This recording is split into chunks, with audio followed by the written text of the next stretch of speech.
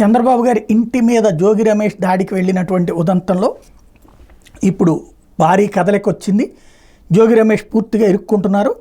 YCP ప్రభుత్వంలో అప్పటి ప్రతిపక్ష నేత చంద్రబాబు నాయుడు ఇంటి మీద వైఎస్ఆర్ కాంగ్రెస్ పార్టీ వాళ్ళు దాడి చేసినటువంటి సందర్భంలో తెలుగుదేశం పార్టీ కార్యకర్తలు ఒక్కరి తల తీసేస్తే చంద్రబాబు భయపడి ఇల్లు వదిలిపోతారని జోగి రమేష్ తన అనుచరులని ఉసిగొల్పారని ప్రత్యక్ష సాక్షి తమ్మా శంకర్రెడ్డి పోలీసులకు వాంగ్మూలం ఇచ్చారు.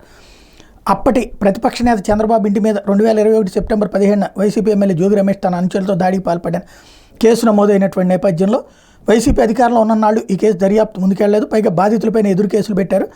ఎన్డీఏ అధికారంలోకి రావడంతో పోలీసులు దర్యాప్తు ముమ్మరం చేశారు. ఆనాటి ఘటనలో ప్రత్యక్ష సాక్షి ఉండవల్లికి చెందినటువంటి తమ్మా శంకర్రెడ్డి బుధవారం పోలీసులకి వాంగ్మూలం ఇచ్చారు. ఉండవల్లికి చెందిన స్నేహితులు మాజీ ముఖ్యమంత్రి చంద్రబాబును కలవడానికి వెళ్ళాం. ఆ రోజు ఉదయం 11:30 గంటల సమయంలో హఠాత్తుగా 5-6 కార్లలో జోగి రమేష్ ఆయన అనుచరులు వచ్చారు. కర్రలతో వస్తుండగా వాళ్ళని పోలీసులు అడ్డుకున్నారు. ఏదో గొడవ జరుగుతోందని వెళ్ళిన మమ్మల్ని వాళ్ళు కొట్టారు.